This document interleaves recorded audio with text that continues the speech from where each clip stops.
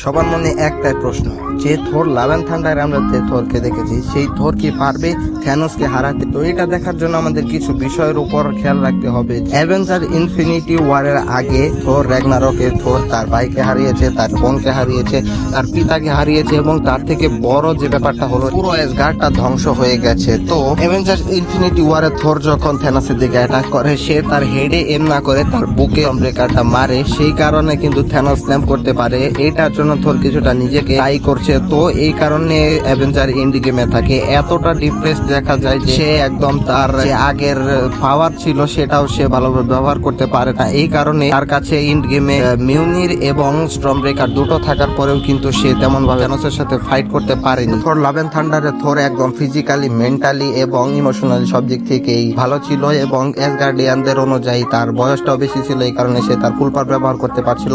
থ্যানোসকে হারাতে পারার সম্ভাবনা